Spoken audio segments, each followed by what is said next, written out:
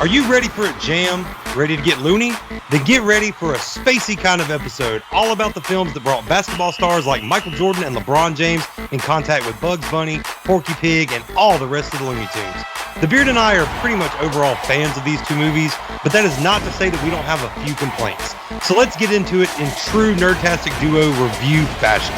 This week, welcome to the jam. Right after this, please stand by. Everybody get up, it's time to slam now. We got a real jam going down. Welcome to the Space Jam. Get your chance, do your dance at the Space Jam. Alright.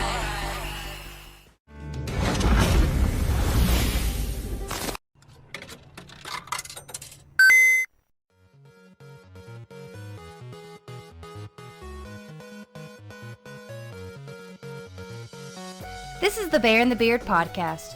Your hosts are just two nerdy guys talking nerdy things. This Nerdtastic duo sits down every episode, sometimes with friends and guests, to explore a new topic related to nerd or pop culture.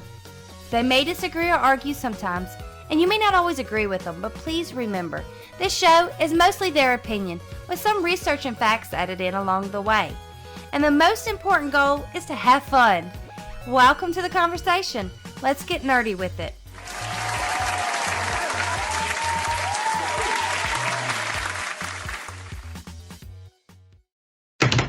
What's going on, everybody? It's the Bear from the Bear and the Beard podcast. I'm joined, as always, by my majestically bearded, faithful co-host, Bearded Brian Guy, the Beard. How you doing today, sir? I'm feeling pretty loony. Brosius Mayo, my guy. Mayo Brosius, my dude. We are going to start trying to say that at the beginning. We're actually making a few changes to the show. And we'll go ahead and get those out of the way now. First of all, this is 2 weeks from the last time you heard us when we did Black Widow, which was our last episode that we had released. We've now gone to an every 2 week release schedule. The fact that I had COVID kind of prompted that. Yeah. We were going to do it anyway. Talking about doing it. Yeah. Yeah. COVID was just like, okay, let's just do it now. Yeah.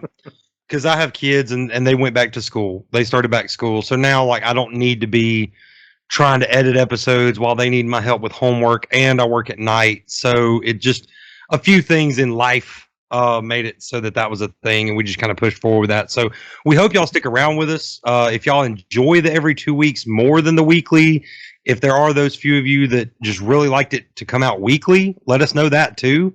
We might go back eventually. Yeah. This is just for now. It's a better option. Yeah, this is for now. I also want to say, I'm sure the listeners agree with me with this. Glad you're feeling better from COVID, bro. Yeah, thank you. I actually have one of the lightest cases of COVID that I've heard about from my friends and stuff. So it was a real blessing.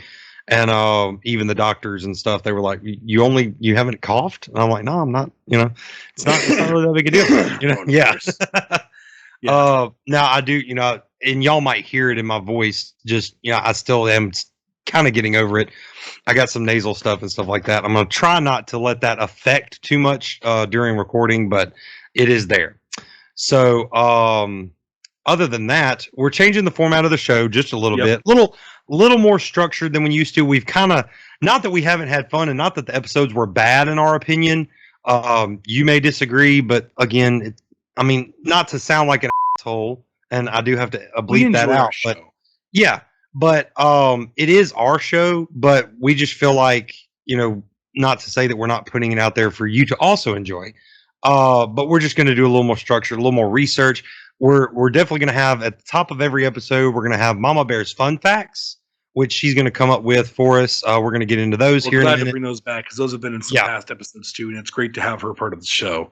And every episode, we're going to have a Talk Nerdy segment. Whether you all respond in, write in, send us in anything, we're going to ask a question pertaining to the episode that we would love to hear your input on. More on that later in the episode as it comes.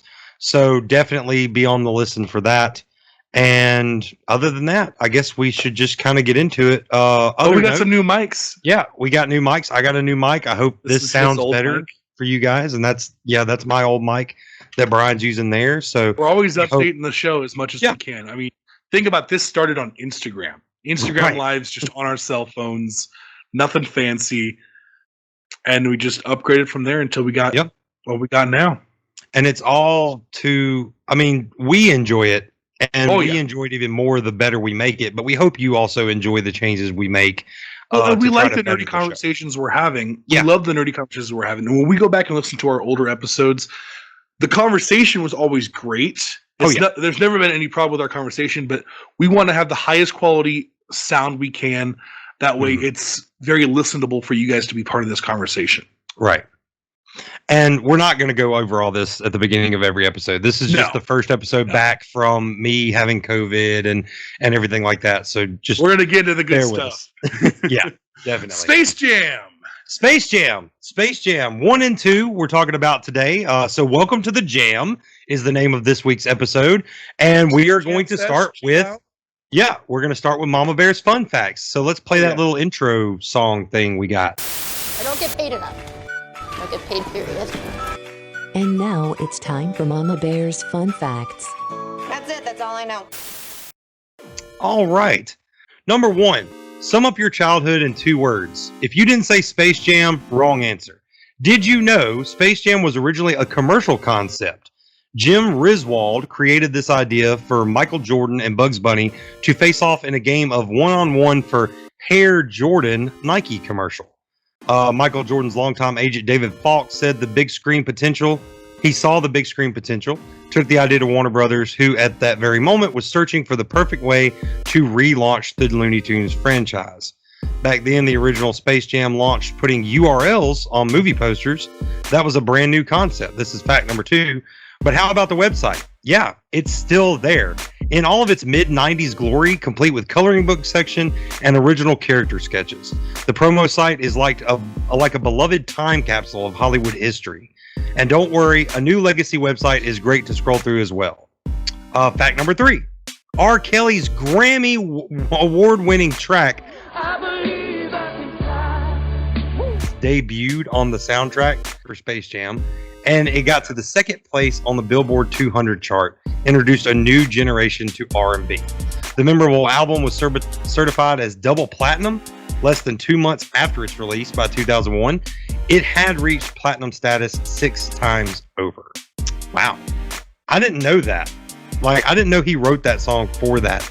He might not have written it for that movie, but I know he wrote it around the time that movie came out. So it's a great song, and it's been parodied way too many times, though. Yeah. Next fact is, I'm sure there was more to Michael Jordan's contract than we could ever know, but to make it or break it, came with the construction of the NBA-grade training facility named Jordan Dome.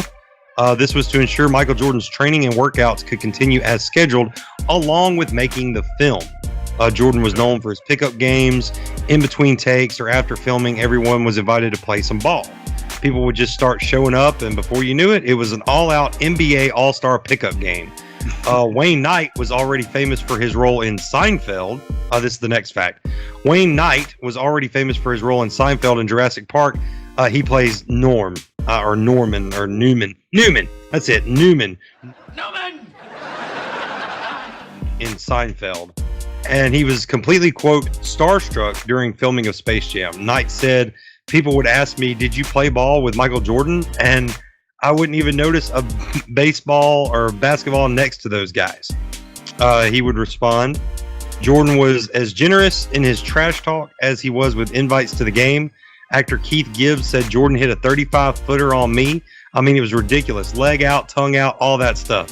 Hit a 35-footer on me and goes, get the off the court. And I think this is the last. Yeah, this is the last one here. Critics didn't like the original Space Jam or A New Legacy. Things were said like times it felt like a movie not for kids, but for dads working through their control/anger issues. And, quote, the whole movie is basically an ad for all the movies and shows streaming on their service right now. Critics can be rough but who listens to them anyway? Audiences blew up the box office for both movies, surprising everyone, including those critics. So thank you, Mama Bear, for those fun facts. Absolutely. Those were pretty long this time around. One of the things that I thought was interesting, the critics were very opposite on the first one than they were on the second one. Yeah. They thought the first one wasn't geared towards kids enough, and then the people who had the nostalgic feel of the first one judged the second one because it was a very kid-like movie. Right. It had a kid-like motivation. Like it was a children's movie, and that's what it's meant to be. And exactly. Those people, like, if you didn't enjoy it, that's valid. That's fine. You cannot enjoy it. Not everyone enjoys everything, but realize that this is a kids' movie. It wasn't made necessarily for a nostalgia. I think they were kind of hoping money-wise it would work. But right. And me and you have talked about this off recording, so now it's our chance to talk about it during an episode. So that was really my only kind of like complaint as far as the movie, because not that they did it. I enjoy that they did it. I enjoy that they put all the Warner Brothers franchises, like to see Penguin and Mr. Freeze from Batman, Pennywise from It, Game of Thrones, all those nostalgic things, because I'm a very nostalgic person. I love nostalgia. To see them all next to each other watching a basketball game was great, but it was blatantly obvious that it was more of a let's money show grab. Everyone. Yeah, well, let's show everyone what our it's Warner Bros. Saying everyone, okay, yeah, Disney's great. Don't get me wrong, but we're still here. Yeah, we're still good. Don't forget about us. You will remember me. To go back to the last note there that Mama Bear gave us, the only research we really have for other than us watching it for this episode is Space Jam made $250.2 million in the box office, and Space Jam 2: A New Legacy has already made $203.1 million worldwide. And that's with it coming out on HBO Max the same day. A lot of movies are kind of hurting coming out on at-home entertainment as well as theaters. Exactly. So that's great that the movie's actually doing well. And that's to say that these aren't the first two movies to do this either. So we've had a lot of other movies that have done the whole let's merge the cartoon world with the real world. Who Framed Roger Rabbit? Exactly. Daddy, don't sorry, you're making a big mistake. I didn't kill anybody. I swear, this whole thing's a setup, a scam, a frame job. Ow! We should do an episode on that sometime because that's a classic movie. Classic movie. We'd have to do it like when we're talking about like classic movies from that generation, like just a whole. Because I could probably only talk on that. I could probably only talk on that movie for about maybe 15 minutes. Yeah. Yeah, but like Who Framed Roger Rabbit, I don't remember what it made box office, but I know it did better than it was supposed to. So we had that. We've had Tom and Jerry just came out recently. That's right. I haven't watched that yet, to be honest. It's actually, I enjoyed it, but I'm a huge Tom and Jerry fan. So I was when I was a kid, so I probably enjoyed it. Yeah. That was my grandmother's favorite cartoon when I was growing up, so I'd sit down and watch it with her. So I became a huge Tom and Jerry fan. Absolutely. I thought it was pretty well done, especially having the cast it had, because it had the guy that plays Louise in the MCU, and it had the girl that plays Hit Girl in it as well. Oh yeah. So it was, and it was pretty good. I enjoyed it. But we're not here to talk about those movies. We just wanted to show some love to those other half cartoon, half real world movies. Space Jam. Let's just talk about the similarities between the first and the second movie that we spotted. The only thing that they have in common is the fact that they have to play a basketball game to save something. Right. Other than that, it's actually this time it's more so the Toons have to help him. In the first one, they were helping the Toons. Yeah, because the Toons were going to get their world taken or something like that. I can't remember. It's been a second since I've watched it. What I'm trying to say is, we need your help. Yeah, but I'm a baseball player now. Right, and I'm a Shakespearean actor. The basic plot for the first one was the Martians came down and said that if the Looney Tunes didn't win the basketball game against them, they were going to have to go back to Mars. I just had a memory. They were going to take them to Mars or something like that, but there was a rule book, and Bugs Bunny did his Bugs Bunny trope where he just changes the rules, and he wrote in the book that they have a chance to defend themselves from like annihilation if they win a basketball game. Right. What is basketball? I have to say now, going back, and I've watched the original recently. Actually, I showed my kids it before the new one came out, and we watched it together. Now, as an adult, I watch it and I'm like, oh man, this is tropey. This is cliche. The graphics weren't great. like where they were merging the cartoon world and the real world. But as a kid, I loved it. So the only complaints I have now is as an adult. For adults, right? And if your only complaint about the movie is that it's childish, you're missing the point of what the movie's made for in the first place. So we can watch it for nostalgic purposes, and that's fine. But we had to keep in mind this is a children's movie. Yeah, definitely. Let's talk about the differences between LeBron and Michael, too. Like, I noticed that, like, Michael, he was more like, because he had given up basketball, in the first one. He had given it up. He was playing a different sport, but he was kind of, all right, I'll help you. I don't know how much help I'm going to be, but I'll help you.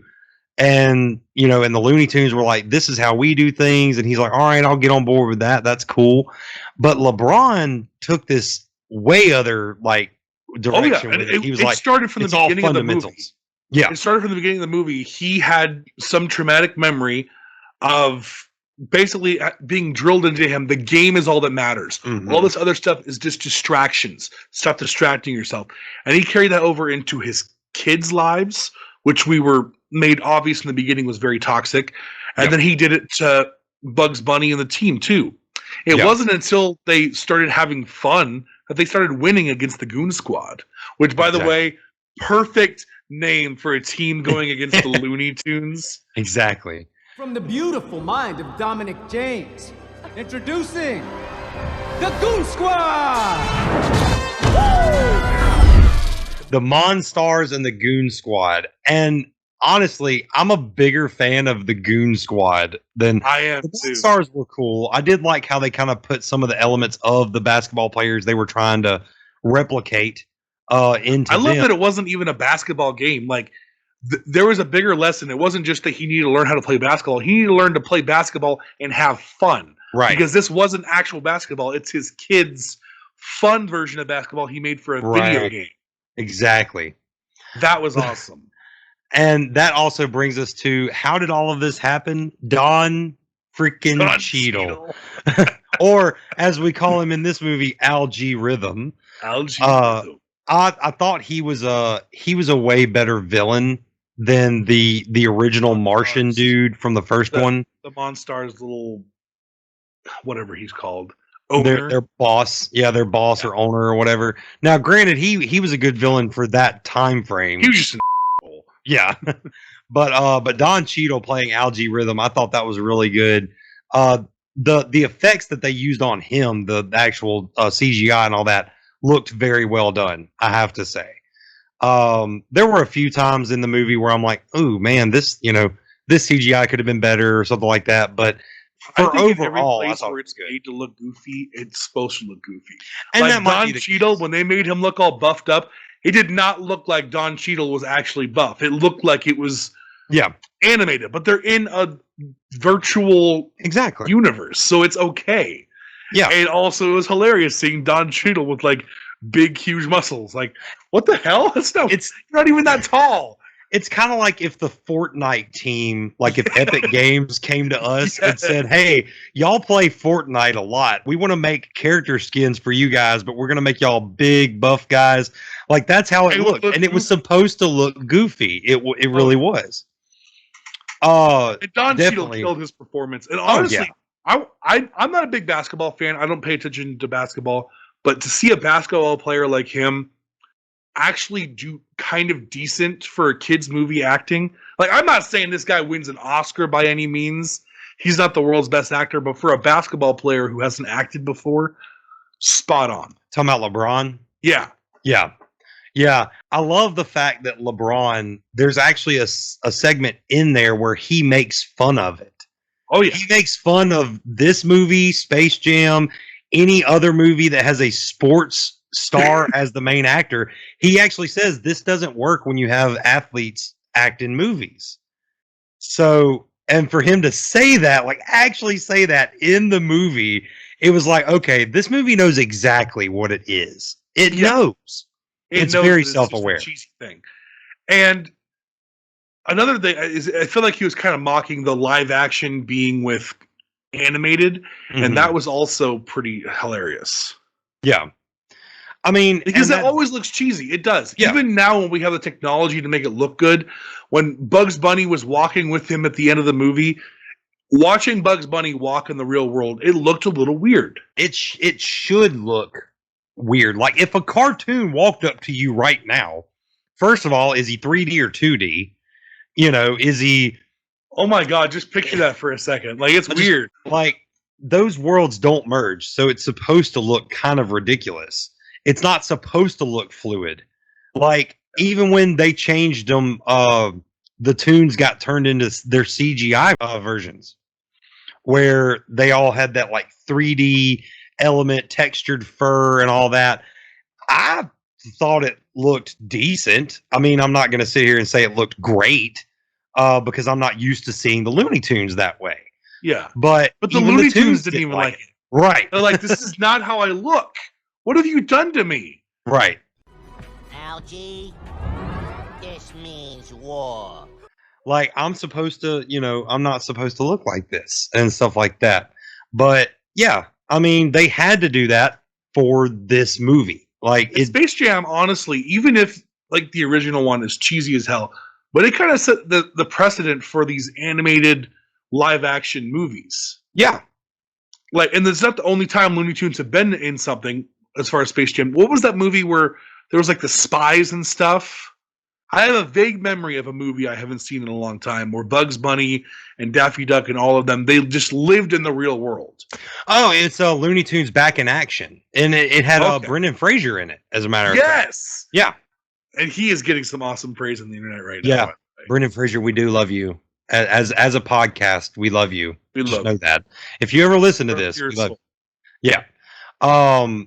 And not only that, Rocky and Bullwinkle did a very similar thing. Okay. They had a live where they came to the real world, and it was a movie like that. And they've done this a lot. But yeah, Space Jam set the precedent. Or well, not Space Jam, the Looney Tunes set the precedent for these kind of movies, like especially to have like the 3D elements added in. Well, actually, was Who Framed Roger Rabbit first? I know they made it look older than it. Yeah, they made it look older than the movie actually was, but I don't remember when it came out. Actually, geez, make me feel old. It came out before I was born, so yeah. Wow, 1988. Okay. Yeah. Okay. Well. Okay. But yeah. So yeah, I guess Who Framed Roger Rabbit actually set that, and that wasn't the first movie to ever do it. There's a few other movies that I've heard about that I've never seen that did like crossover where it was like, here's the real world, here's the animated world, we're gonna clash them together. So, but Space Jam stands above a lot of them, other than Who Framed Roger Rabbit, mostly because of Michael Jordan. Mostly because of his popularity at the time, and not only that, and they did a similar thing in the second one here. Where in the first one, like Newman's character, Mr. Knight, obviously never actually was, an assistant to Michael Jordan. Bill Murray probably never played a game of golf with Michael Jordan in his life, but they were having Bill friends. Murray in it was awesome though. Yeah. Oh, having Bill Murray in it was epic. I love Bill Murray. We need to do a nerdy spotlight on him one day because he's been in some stuff. I love Bill Murray. Anytime Zombieland is probably the most recent thing that I just love the fact that he's in. It's kind of hard to talk anything negative about a movie that knows that it's nothing special. Like no one made this movie thinking this is going to be like an Oscar-winning movie.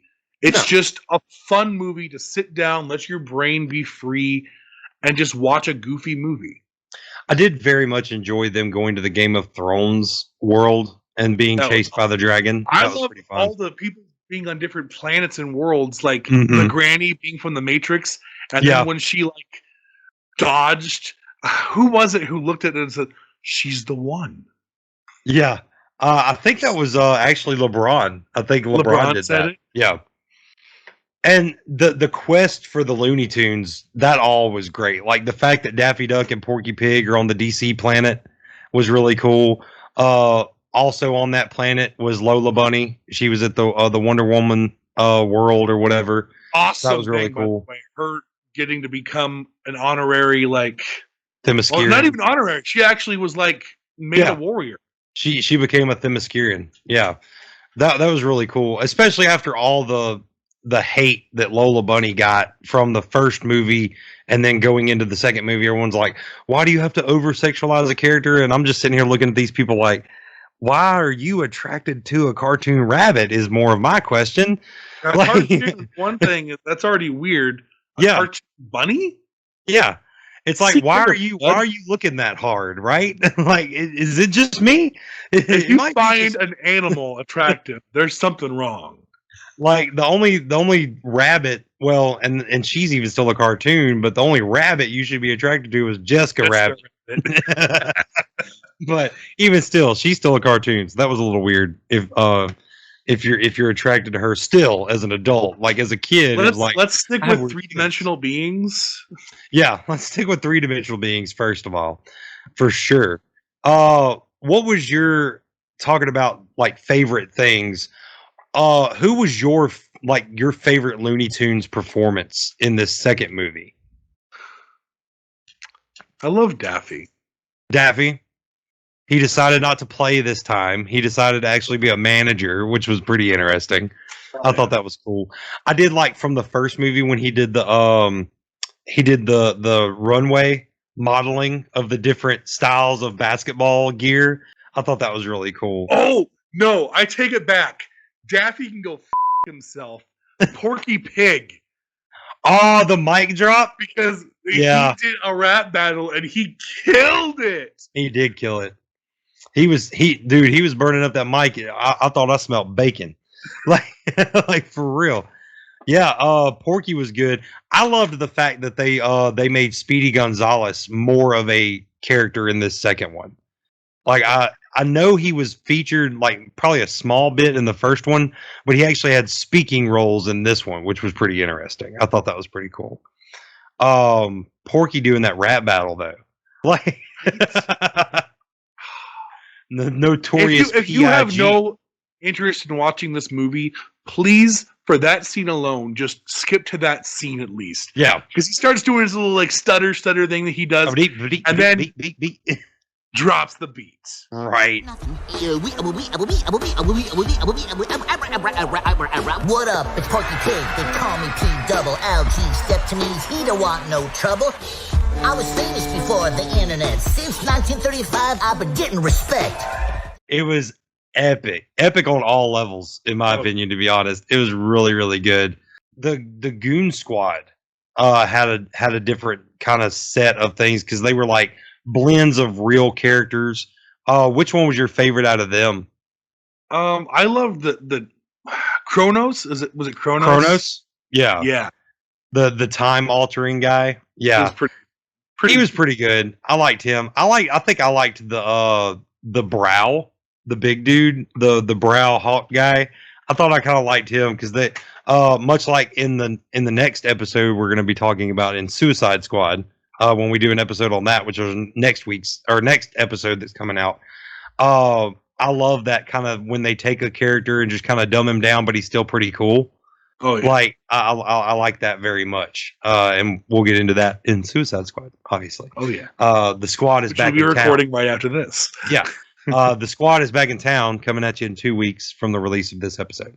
So yeah, and I enjoyed it very much. Especially them, because it was the same trope as the first one, where they took these monsters and gave them like features of actual real basketball players of the day. Because like back then it was like Charles Barkley, and I can't remember all the basketball players, of course, that were and they even like had the little thing where in the first movie where it was like, all right, y'all are in the hospital, y'all are getting tested, the whole NBA's freaking out because some of those dudes lost their ability to play and all this other stuff. They didn't do that in this one because it was just they were copies, they were video game characters based off of real life characters.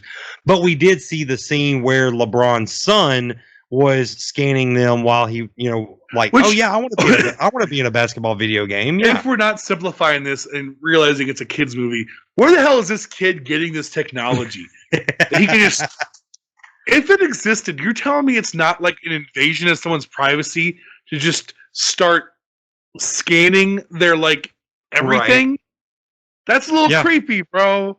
That's a little creepy. It's a little creepy. I mean, but hey, every time you go and fly, they do something similar. So just saying.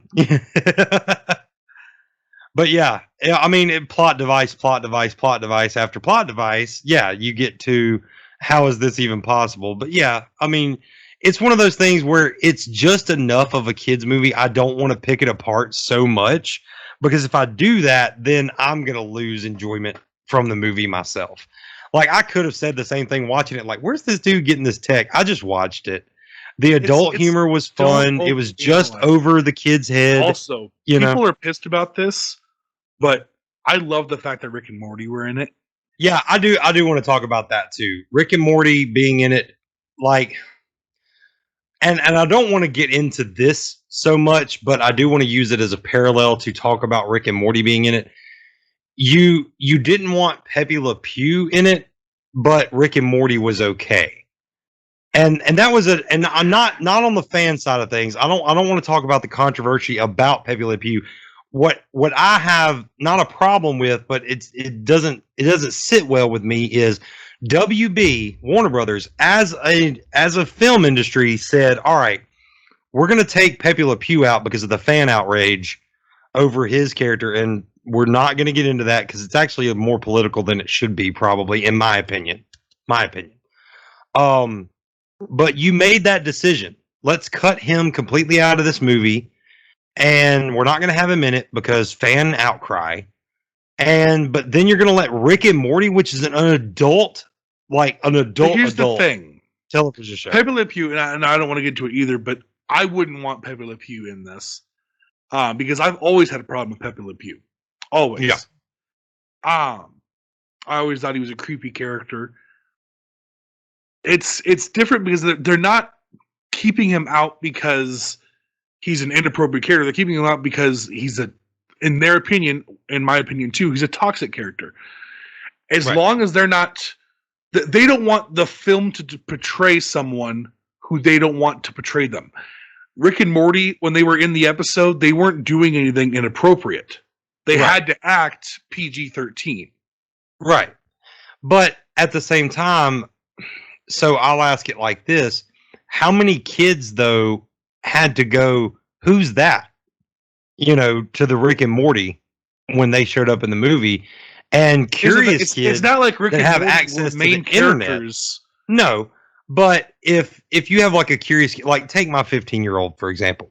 I don't know if they knew who Rick and Morty was before this movie, but now that they've watched this movie with me, then now they're going to go look at that. They're going to go look that up. They have a computer for school now. They're going to go, and they might go look that up before I'm ready to explain any of the adult humor in Rick and Morty. You see what I'm saying? I'm just going to say this. Any kid older than 10 years old right now knows who Rick and Morty is. That might be true, but that also doesn't mean necessarily that every kid that's 10 or older should know who Rick and Morty is. Because some of their humor is way above that maturity level of 10 years old. Not to say that some kids aren't already there at 10, because I watched South Park, but some Here's kids, the parallels I would make. Pepe Le Pew, if Pepe Le didn't act like the way he acted, which he did in Looney Tunes, I believe, then it wouldn't be him portraying the character he portrays. Rick and Morty aren't coming in drinking beer and acting inappropriate. Pepe Le Pew, his character is to be inappropriate.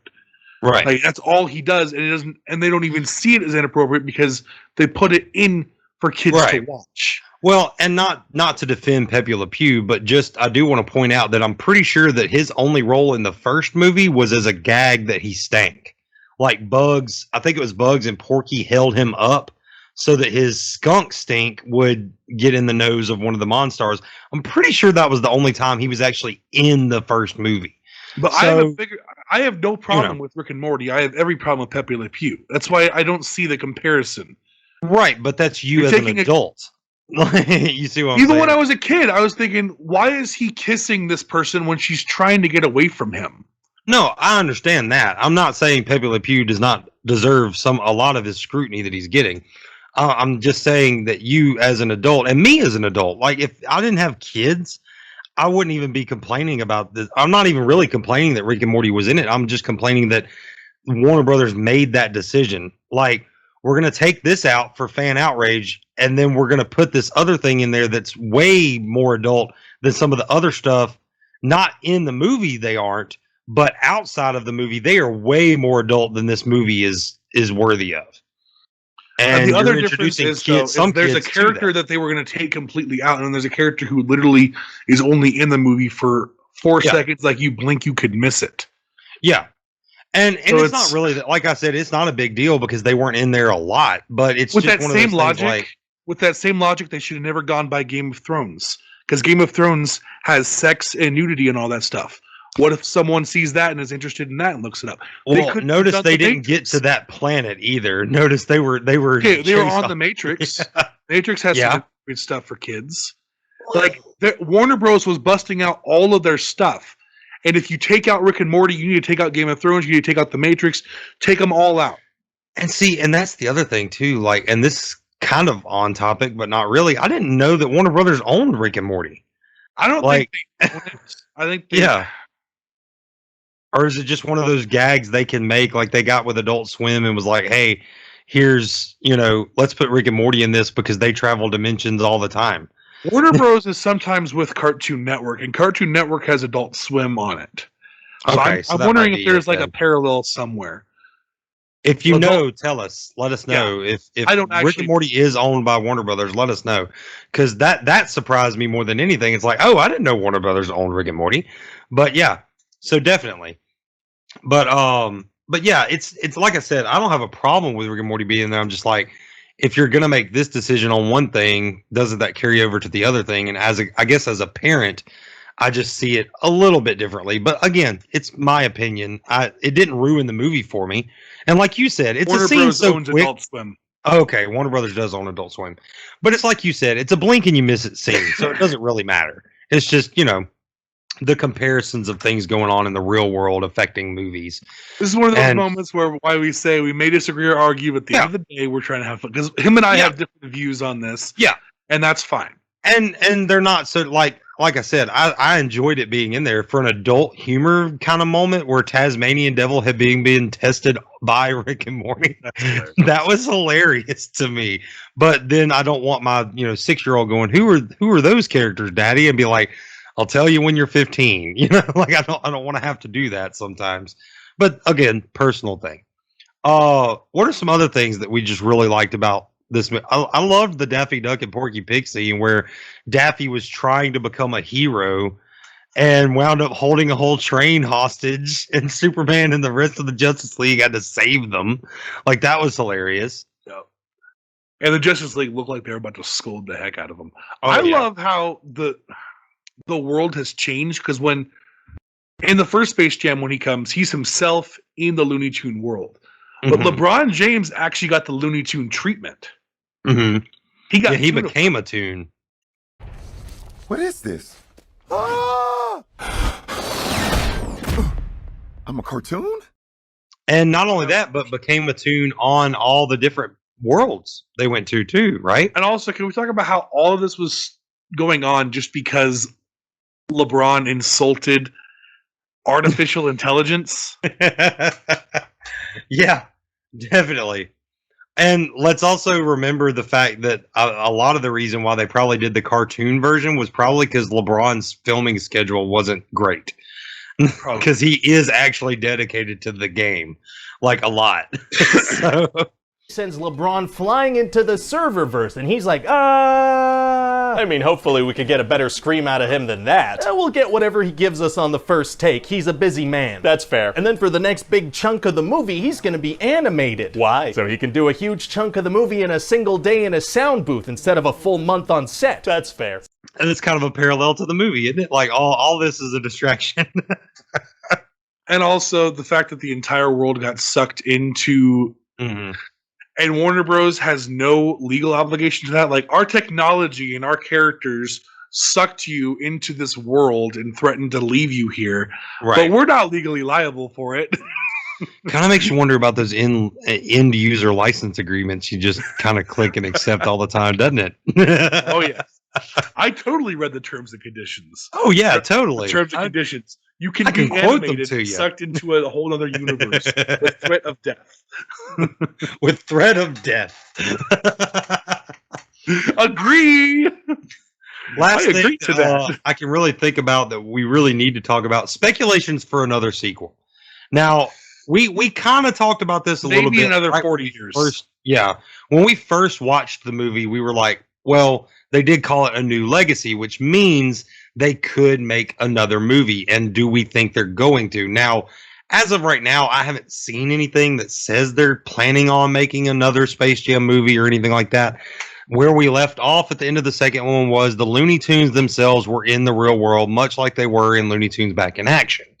So, do you, Beard, and me, Bear, what do we think the speculations are for if they could do a third one?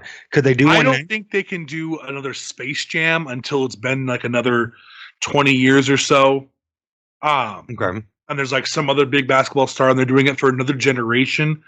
But they could do another Looney Tunes in the real world, and they could act like it's in the same world as this if they want. I mean, I don't really see why they have to. But like another Looney Tunes Back in Action, why not? If they went out and like in 2 years we had a trailer for LeBron and Bugs Bunny or teaming up again, I'm gonna be like, okay, cringe. Yeah, cringe. Yeah. I think this movie isn't like a storyline, a first, second, and third. It's a goofy one-off kind of thing. They did connect the first one and the second one though with the Michael B. Jordan scene, if you remember. I very much liked that whole scene. I just love Michael B. Jordan. Yeah, I do too. But the fact that they thought Michael Jordan was coming in, and then it ended up, and I actually thought for a second, like, oh my God, they're bringing him. Yeah. They're bringing him in. What? Yeah. Like he's coming in to do a cameo, but he's not actually going to help him play. Like, yeah, I thought the same thing. I think if they do another sequel, I would actually like for it to be like, if it's Space Jam 3, I want them to do it in the real world where the Looney Tunes are playing basketball with some other star, in the field. Maybe throw in some more recognizable, and this is to me as a person that doesn't watch basketball. I mean, the only basketball jersey I own has a Captain America shield on it. So, but maybe throw in like a Shaquille O'Neal like cameo. Maybe actually give us an actual Michael Jordan cameo this time around. And do it in the real world. Do it where the Looney Tunes are having to help play, like in the NBA Finals or something. Like I think that would be interesting.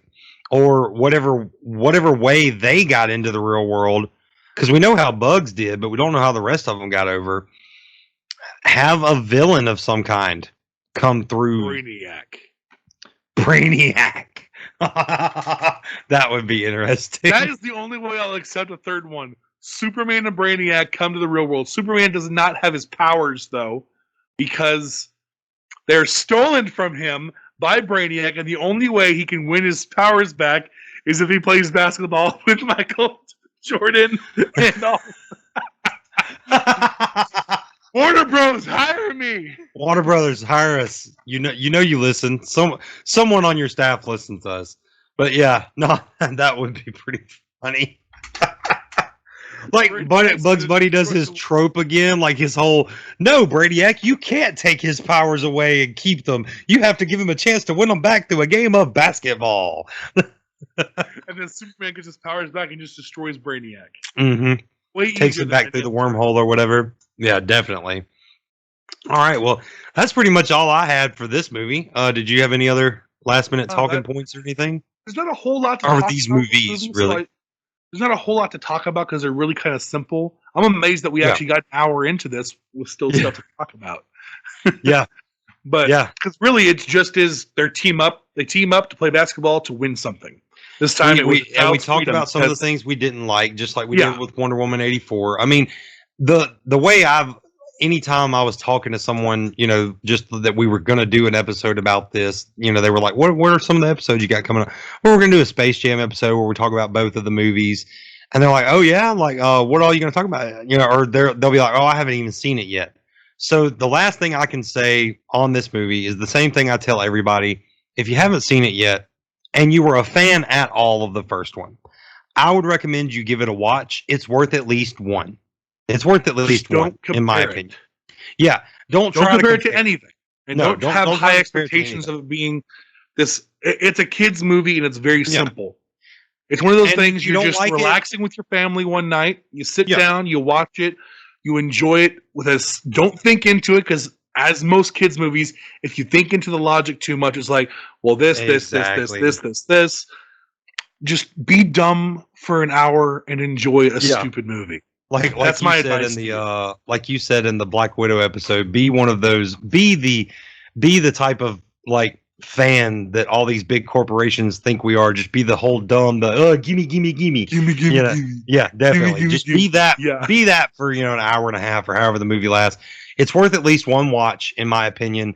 If I had to rate it on a 5-star scale, I'd give it a 3, right in the middle. Give it a 4. Yeah, it wasn't spectacular, but there again, it wasn't being made to be spectacular. So I give it a 3. 3 out of 5 hoops, I guess, is what we'll go with. 4 out of 5 beards. 4 out of 5 beards. 3 out of 5 bear claws. And that's going to bring us to the end of the episode, but not to the end of the fun. At least that's the end of the topic. Let's get into our newly redesigned Talk Nerdy segment. Let's play that intro. Talk Nerdy to me.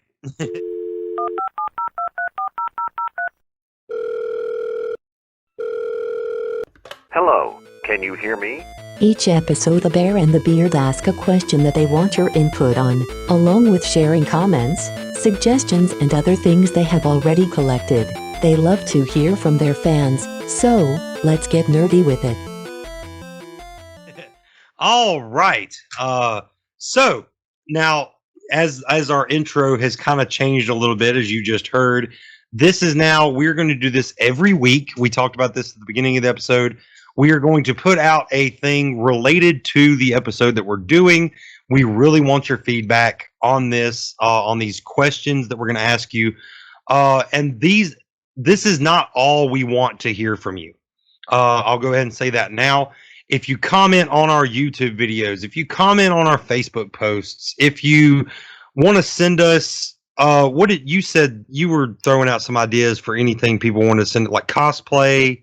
Oh yeah. If you have like TikTok videos that are under, I want to say under a minute, because we don't want to bog it up too much. But if you have like a TikTok video with your original character, and you want to show it to us and for us to react to it on here for a Talk Nerdy, or a character that just exists, send us your TikTok videos. Send us your pictures of your cosplays. We want to see that stuff and promote you a little bit. And even if it's not your cosplay or your TikTok video, if it's a fan theory you want our opinion on, or if it's a cosplay that you just thought looked really cool, send it to us, because we want to see it. Any opportunity. If it's nerdy, we want to see it. To talk nerdy to you. Any opportunity. With that being said, also, all of the people that like our Facebook page get an automatic invite to our Facebook group called Talkin' Nerdy. So definitely join that group. We got a bunch of meme posters and all kinds of stuff. I've been posting a lot lately. Yeah. We got a lot of stuff going on in there. That's another way to talk nerdy to us that isn't listed in our actual Talk Nerdy stuff, because it's just a group where we're all just kind of having fun and nerding out. So, hey, Bear, I got a question for you. What's up? What's our Talk Nerdy this week? Our Talk Nerdy request this week is, who was your favorite classic Looney Tune? Not just in these two movies that we've already discussed, but who was your favorite Looney Tune overall? Mine, if I'm being honest, was Sylvester the Cat. I love the fact that he has speech impediment. If not him, close second, Wile E. Coyote. Definitely those two. Mine has to be two, because I don't like either one of them separate. Roadrunner, and Wile E. Coyote. Yeah, Wile E. Coyote. Okay. The two of them together. Yeah. Like, neither one of them separate, just together. That's my favorite Looney Tune. Okay. I grew up watching those. I can see that. I loved watching those when I was growing up. Yeah. All right. Well, yeah. So send that in to us. That's like we said, that's just a topic to get you started on writing into us. We still want to have your topic ideas and everything that we already talked about earlier. Give us nerdy. Gimme. Exactly. So who was your favorite classic Looney Tune? And send that in to us. You have the email, all the places. They're all in the episode description below, as this outro music is going to tell you. Be sure to send in your response to this week's Talk Nerdy topic, and any other nerdy stuff like episode topic suggestions, fan theories, or cosplay photos so we can put it in future episodes. If you think it's nerdy, we want you to share it. The Talk Nerdy links like the email and website are in the episode description as always. And don't forget you can also call or text the Nerd line. That number is in the description as well. That's all for now. Let's get back to the show. All right, brother man. Well, I guess that's going to wrap up yet another episode. Really appreciate being back in recording with you. And I guess we're going to wrap this one up and get on to the next one. So in the meantime, I've been the Bear. I've been the Beard. And we want to remind you, as always, to stay awesome. Stay bearded. And much love, guys. We'll see y'all next episode. Until then, we are out of here. And now it's time for Sergio Hates Everything. This week's topic is Space Jam: A New Legacy. Okay, guys, we're talking about Space Jam in the year 2021. No Michael Jordan. No Scottie Pippen. No actual basketball icons in this thing. Just the new school. Oh, it's LeBron James and all of his buddies. On paper, I guess this was a good idea. But nothing says, hey, LeBron James, we don't trust you. Like adding Game of Thrones and Harry Potter and all this other into a movie to prop up what is supposed to be a pretty good franchise. Like the first Space Jam is kind of an iconic movie. It's not very good, but it's kind of iconic. It's this weird 90s nugget of awesome. It captured like the majestic basketball 90s, the zeitgeist of, oh shit, Michael Jordan's the most famous person on the planet, and he's playing basketball with Bugs Bunny. Like there's a whimsy to that. This movie was completely devoid of whimsy. It felt like a video game where LeBron James showed up, did some like really terrible acting for 20 minutes, and then it was just Warner Brothers trotting out all of their properties one at a time. And I don't get it. I don't get it. This is a kids movie. Space Jam is a kids movie. Why is there a Rick and Morty cameo? Like from top to bottom, this thing's a mess. Like, kids don't know what Game of Thrones is. And if they do, shame. Or, I'm sorry, shame. However it goes. Okay, Harry Potter, I guess that makes sense. But still, this, like, at its core, Space Jam is a basketball movie with Looney Tunes. It's not giant Warner Brothers orgy, which is basically what it was.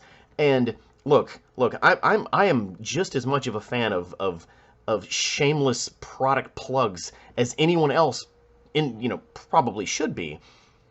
But don't soil the legacy of a half-assed Michael Jordan movie with your Stanley Kubrick references when all I want to do is see the Looney Tunes and LeBron James ball for like an hour and a half. Maybe I'm getting old. I don't know. This movie was bunk. This has been Sergio Hates Everything. See you next time. The views expressed here by Sergio are not necessarily those of the Bear, the Beard, or the rest of the Bearded Bear team. If you would like to share an opinion about this segment, please tell us your thoughts using any of the provided Talk Nerdy to Us links in the episode description. For more of Sergio's opinions, go check out realitybreach.com, link also in the description. Boom, cut the check. All right.